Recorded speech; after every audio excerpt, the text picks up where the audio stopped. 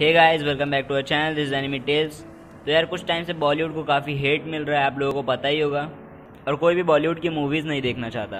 और इस लॉकडाउन में सबके पास काफ़ी फ्री टाइम है, तो मैं कहूँगा ये बिल्कुल सही वक्त है बॉलीवुड से मूव ऑन करके एनिमे पे आने का। इस वीडियो में मैं आपको बताऊँगा कि आपको बॉलीवुड की जगह एनिमे क्यों देखना चाहिए। So let's begin the video.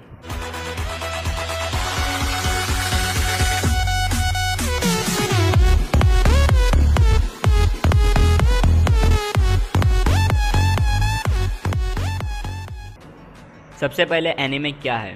Anime means animation.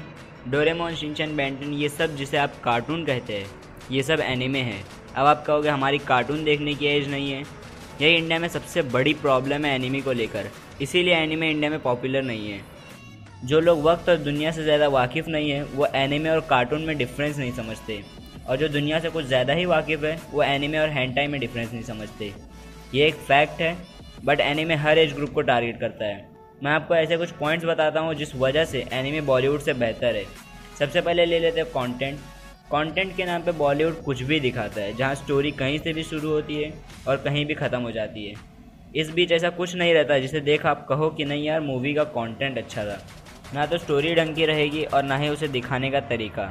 अभी मूवीज़ हिट करने का रीज़न लोग स्टार किड समझते हैं कि अच्छे एक्टर्स नहीं है इसलिए अच्छी मूवी नहीं मिलती, बट मेरे हिसाब से एक्चुअल प्रॉब्लम ये नहीं है। एक्चुअल प्रॉब्लम है मूवी की स्क्रिप्टिंग। चाहे कोई कितना भी अच्छा एक्टर हो, अगर उसे स्क्रिप्ट अच्छी ना मिले तो मूवी अच्छी कहाँ से होगी। आप एग्जांपल ले लो टाइगर श्रॉफ। एक तरफ इसकी फ्लाइंग जट और student of the year 2 flop होती है और दूसरी तरफ बागी 2 ब्लॉकबस्टर।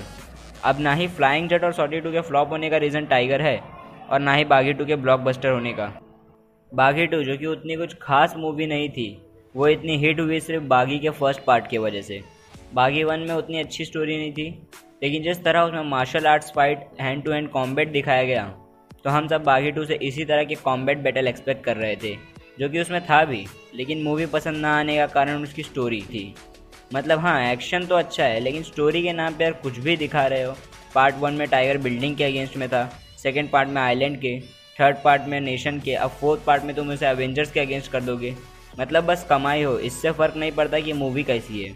और यही एनिमे पे देखे तो एनिमे का कंटेंट काफ़ी बेहतर है कंपेयर टू बॉलीवुड, जहाँ सिर्फ यूनिक स्टोरी ही नहीं होती, उसे रिप्रेजेंट करने का तरीका भी बहुत अच्छा होता है, जहाँ स्टोरी को एक परफेक्ट स्टार्टिंग और परफेक्ट एंडिंग दी जाती है। देन नेक्स्ट पॉइंट ले लेते हैं कैरेक्टर। कैरेक्टर्स का कुछ ऐसा सीन है कि या तो नॉर्मल कैरेक्टर हो और स्टोरी थोड़ी डिफरेंट और कॉम्प्लिकेटेड हो, या फिर नॉर्मल स्टोरी हो और कैरेक्टर थोड़ा डिफरेंट हो। और कैरेक्टर में सबसे इंपॉर्टेंट चीज़ है फिक्शनल कैरेक्टर्स। एग्जाम्पल के तौर पे अभी अर्ली 2020 में रोहित शेट्टी फिल्म्स रिलायंस एंटरटेनमेंट ने अनाउंस किया था कॉप्स यूनिवर्स को, जो सिम्बा से स्टार्ट हुई और सूर्यवंशी के साथ कंटिन्यू होगी। क्या लगता है, जैसे मार्वल सिनेमैटिक यूनिवर्स और डीसी यूनिवर्स जिस तरह डोमिनेट कर रही है, क्या ये उस लेवल पे जा पाएगी? Obviously not. जाने का जा सकती है, लेकिन जिस तरह कॉप्स यूनिवर्स की शुरुआत हुई उसे देखकर मालूम पड़ गया कि ये भी बागी की तरह सिर्फ पार्ट 2 पार्ट 3 बनाते जाएंगे बिना कोई सेंस के। अब ये यूनिवर्स मार्वल और डीसी के लेवल पे कैसे जा सकती है मैं ये बताता हूँ। मार्वल और डीसी फेमस है अपने सुपर कैरेक्टर्स की वजह से, जिनके पास अलग अलग एबिलिटीज़ है। अब अगर बॉलीवुड कॉप्स यानी पुलिस पे कोई यूनिवर्स बना रहा है, तो उसे सिम्बा या सूर्यवंशी जैसे नॉर्मल कैरेक्टर्स की जगह किसी ऐसे कैरेक्टर को इंट्रोड्यूस करना चाहिए जिसमें कुछ खास एबिलिटीज़ हो। जैसे अगर आपने डेथ नोट देखा हो तो आप एल के बारे में ज़रूर जानते होंगे। ऐसा कोई केस नहीं जो एल ने लिया हो और उसे सॉल्व ना कर पाया हो। इसी तरह डिफरेंट एबिलिटीज़ के साथ कुछ कैरेक्टर्स को इंट्रोड्यूस करें, और जिस तरह चारों अवेंजर को इंट्रोड्यूस करने के बाद एक अवेंजर मूवी बनी, वैसे ही कॉप्स की एक टीम अप मूवी बनाओ जिसमें हीरोज़ नहीं तो कम से कम विलन तो फिक्शनल हो। डेथ नोट भी कॉप्स जॉनरा की सीरीज़ है, लेकिन वो ऑल ओवर द वर्ल्ड इतनी फेमस सिर्फ अपने कैरेक्टर्स की वजह से है, जिसमें है L, light, God of death. Fictional characters add करने से लगता है कि हाँ ये 90s के बजाय कुछ न्यू जनरेशन की मूवी है। इंडिया में ले लो Raavan, one of my favourite Bollywood super hero movie, और उसका रीज़न है फिक्शनल कैरेक्टर्स। और आपको शायद पता होगा बहुत पहले लाइफ ओक के चैनल पे super cops versus super villain नाम का एक सीरियल आता था। भले ही उसका फिक्शन और वीएफएक्स उतना बेहतर नहीं था, लेकिन फिर भी हर वीकेंड में उसे देखने की इंडिया में बहुत हाइप रहती थी। बाकी सीरियल्स के सामने वो काफ़ी एडवांस लगता था, और फिक्शनल ना भी करे तो भी कैरेक्टर्स को रिप्रेजेंट करने का एक तरीका होता है। हॉलीवुड और एनिमे कैरेक्टर्स को इतने अच्छे से रिप्रेजेंट करते हैं कि कभी कभी हम हीरोज से ज़्यादा विलन्स से अटैच्ड हो जाते हैं। मार्वल्स में आप ले लो थैनोस, लोकी, अल्ट्रॉन, डीसी पे अपना जोकर, एनिमे पे लाइट, सोनिक, गौरो, यहाँ तक कई कैरेक्टर्स को एंटी हीरो के तौर पे भी रिप्रेजेंट किया जाता है, जबकि मुझे नहीं लगता बॉलीवुड में एंटी हीरोज़ के कॉन्सेप्ट को यूज़ भी किया जाता है। देन अगला पॉइंट ले लेते हैं लॉजिक एंड डिटेल्स। चाहे कितनी भी अच्छी मूवी या सीरीज़ हो, अगर उसमें लॉजिक ना हो तो वो अधूरा अधूरा सा लगेगा। जैसे बागी के सीन में टाइगर बोलता है, जब भी बारिश होगी हम अपने आप मिल जाएंगे। चलो इसे थोड़ा लॉजिकली ले लेते हैं कि हाँ, उन दोनों का बारिश के साथ कोई कनेक्शन है, लेकिन ये सीन में जब टाइगर को गोली मार दिया जाता है, फिर अगले सीन में बारिश को देखते ही श्रद्धा ये बोलती है कि वो यहाँ आ रहा है। डायलॉग के लिए तो ये काफ़ी अच्छा था, लेकिन लॉजिक इसमें 0% भी नहीं है।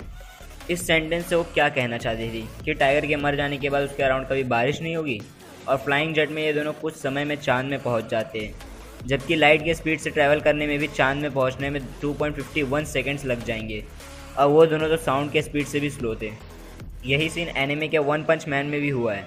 बोरोस एक पंच से साइतामा को चांद में पहुंचा देता है, और वन पंच मैन थोड़ा इलॉजिकल भी है, लेकिन लॉजिक सिर्फ 5% का रोल प्ले करता है। तो अगर लॉजिक रहे तो और भयंकर, वरना बिना लॉजिक के भी काम चलाया जा सकता है अगर स्टोरी अच्छी हो तो। और वन पंच मैन की स्टोरी बहुत अच्छी है। और बात करें डिटेल्स की, तो डिटेल उतना मेजर रोल प्ले नहीं करता है, लेकिन डिटेल्स देने से हम उसे एज्यूम कर सकते हैं कि हाँ, ये एक्चुअली पॉसिबल है। इसका एग्जांपल मैं एक हॉलीवुड मूवी से देता हूँ, क्योंकि मुझे एनिमे पे सिमिलर एग्जांपल नहीं मिल रहा है। बॉलीवुड मूवी तीसमार खान, उसमें अक्षय कुमार जो कि एक बहुत शातिर चोर रहता है, वो हाथों में हथकड़ियाँ होने के बावजूद भी थिएटर से कैसे भाग जाता है और प्लेन में पहुँच जाता है। बाकी के गार्ड्स और पायलट्स कहाँ गए, किसी भी चीज़ को डिटेल नहीं किया गया। या तो इसे चमत्कार मानो या फिर फेक। और यही पायरेट्स ऑफ द कैरिबियन में देखे तो कैप्टन जैक स्पैरो जो कि एक शातिर समुद्री लुटेरा रहता है, इस मूवी में हर एक चीज़ को डिटेल किया गया है, चाहे वो हो कि कैसे चालाकी से इसने इंटरसेप्टर जहाज़ को चुराया, या फिर कैसे उस मौत के टापू से ये बच के निकला। चाहे रीज़न जो भी हो, लेकिन हमें ये तो पता चला कि आखिर वो वहाँ से निकला कैसे। अगर इस बात को डिटेल नहीं किया जाता तो स्टोरी फेक टाइप लगने लगती। अब यही कंपेयर कर लो कि डिटेल्स के साथ पायरेट्स ऑफ द कैरिबियन अच्छी है या बिना डिटेल के तीसमार खान। और अगर पब्लिक डिटेल्स में इंटरेस्टेड नहीं होती तो आज सुपर हीरो क्रिएटर्स के इतने सब्सक्राइबर नहीं होते। और एनिमे डिटेल्स में बहुत ज़्यादा ध्यान देता है। आप डेथ नोट ले लो, डेथ नोट में इतने टफ सिचुएशंस आए हैं, लेकिन फिर भी डेथ नोट में हर एक चीज़ को डिटेल किया गया है। देन नेक्स्ट पॉइंट है reference from book. Bollywood movies की स्क्रिप्टिंग डायरेक्ट होती है और उसमें फिर मूवी बन जाती है, इसलिए उसमें ज़्यादा डिटेलिंग नहीं होती।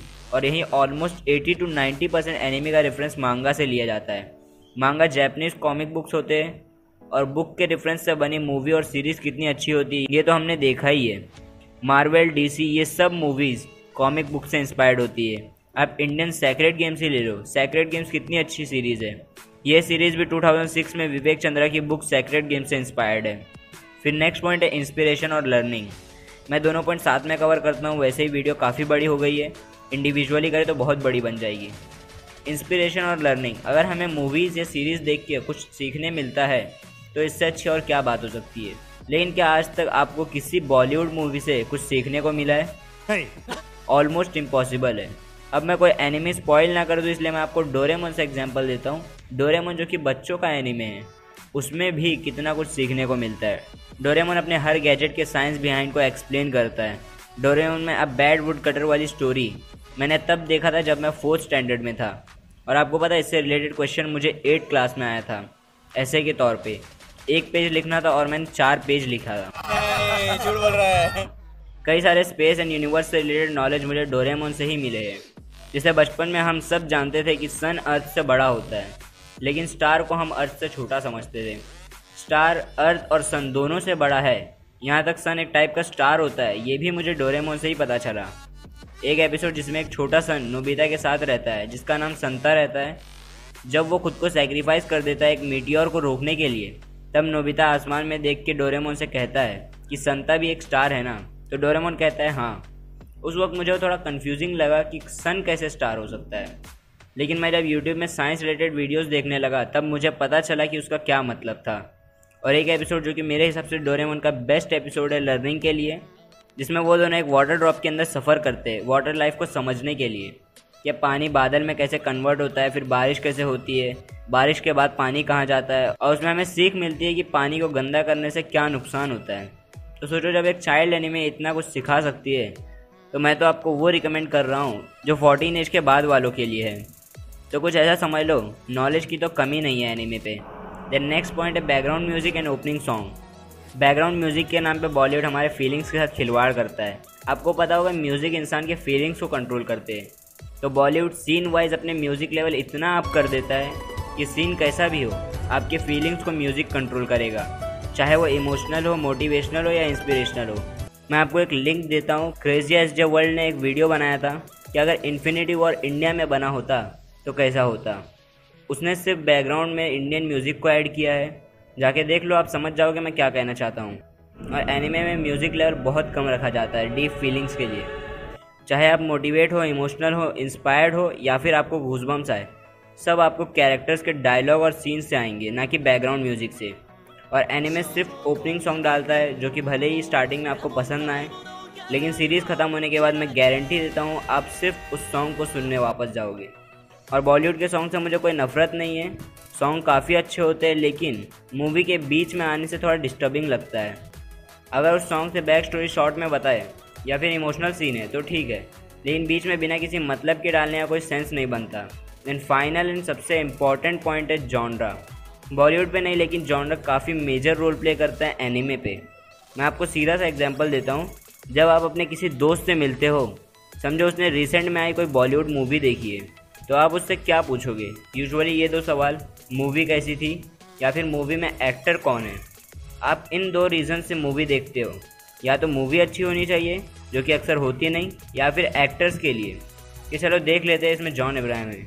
आपको पता है, जब मैं अपने किसी दोस्त से मिलता हूँ जिसने वो एनिमे देखा हो जो मैंने नहीं, तो मैं उससे सिर्फ एक सवाल पूछता हूँ कि एनिमे का जॉनर क्या है, क्योंकि मुझे सिर्फ इससे मतलब है कि एनिमे किस जॉनर पे है, एक्शन, थ्रिलर या साइंस फिक्शन। बाकी तो स्टोरी हटके होने वाली है, इस पर मुझे पूरा भरोसा है। बॉलीवुड सिर्फ घिसी पिटी रोमांस जॉनर पे मूवी बनाता है, जबकि एनिमे हर तरह की जॉनर पे अवेलेबल है। मैं इमेज शो कर देता हूँ, आप चाहो तो पॉज करके पढ़ लो।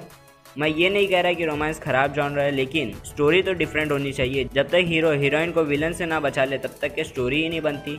बॉलीवुड के रोमांस जॉनर में या तो हीरो को विलन को रास्ते से हटाना पड़ता है, या फिर हीरोइन के बाप को मनाना पड़ता है। और एनिमे पे रोमांस जॉनर डिफरेंट टाइप के होते हैं, चाहे वो स्कूल रोमांस हो, एक्शन रोमांस हो, और भी कई टाइप के होते हैं, जहाँ मैक्सिमम रोमांस एनिमे में विलन की तो ज़रूरत भी नहीं होती।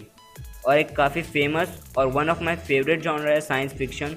साइंस का मतलब आपको पता है, और फिक्शन मीन्स इसमें सामने वाले को पूरी आज़ादी होती है उस यूनिवर्स के साइंस को अपने हिसाब से कंट्रोल करने का। जैसे मार्वल्स में वाइब्रेनियम सबसे पावरफुल मेटल है, जो कि एक्चुअल में एग्जिस्ट ही नहीं करता। टाइम ट्रेवल करने का तरीका, यहाँ तक डोरेमोन भी साइंस फिक्शन एनिमे है।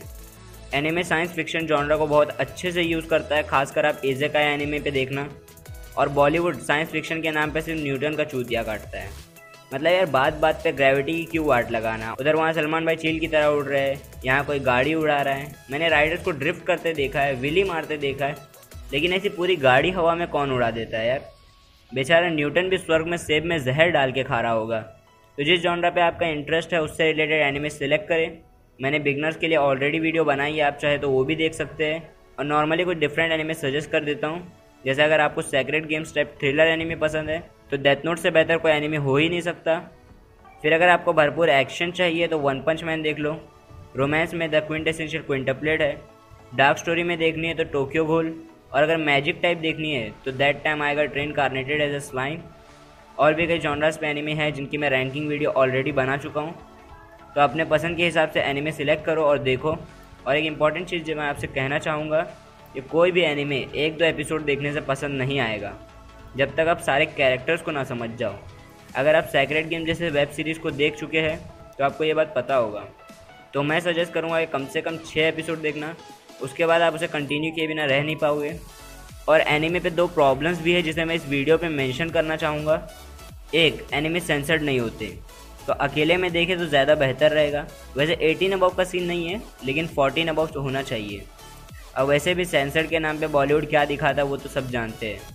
और सेकंड प्रॉब्लम है लैंग्वेज बैरियर। बहुत लोग चाह कर भी एनिमे देख नहीं पाते, क्योंकि एनिमे सिर्फ इंग्लिश और जापानीज़ में अवेलेबल होते हैं। और मेरे हिसाब से ये कोई ऑब्स्टेकल नहीं है, बल्कि ये आपके लिए एक अपॉर्चुनिटी है। जैसा कि मैंने आपको कहा था कि आप एनिमे से बहुत कुछ सीख सकते हैं। इंग्लिश एक्चुअल में बोलना डिफ़िकल्ट होता है, समझना नहीं। आप एक बार देखना स्टार्ट कर दो, स्टार्टिंग में थोड़ा दिक्कत लगेगा, लेकिन बाद में पूरी तरह समझ में आने लगेगा और हो सकता है इसके ज़रिए आप इंग्लिश सीख भी जाओ। और अगर समझने में भी दिक्कत है तो कुछ फ़ैन हिंदी में डब कर रहे हैं, जैसे क्रेजी एस जे वर्ल्ड। इनका लिंक मैं डिस्क्रिप्शन में दे रहा हूँ। इन्हें सबको डब करने के लिए पेड करना होता है, तो अगर आप डोनेट करके इनकी कुछ हेल्प कर सकते हैं तो काफ़ी अच्छा लगेगा। ये ऑफिशियल डब नहीं है, इसलिए प्रोफेशनल की तरह नहीं होगा, लेकिन एटलीस्ट अगर कोई स्टेप लेता है कुछ अच्छा करने का तो हमें उन्हें अप्रिशिएट करना चाहिए।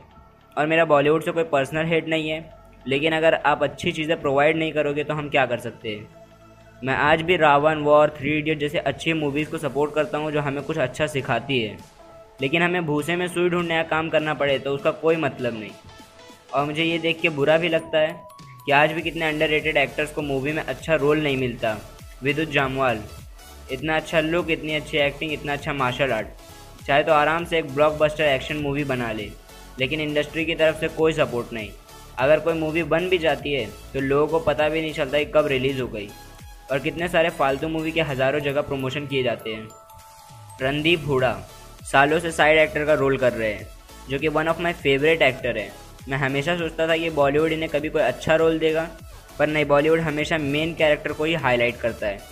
एक टाइम था जब इन्हें कोई जानता भी नहीं था, और आज वर्ल्ड वाइड में नेटफ्लिक्स में इनकी और क्रिस हेम्सवर्थ की मूवी डोमिनेट कर रही है। मुझे पता है ये लीड रोल नहीं किए, पर फिर भी एक्सट्रैक्शन की वजह से आज मैक्सिमम ऑडियंस इन्हें पहचानने लगी है।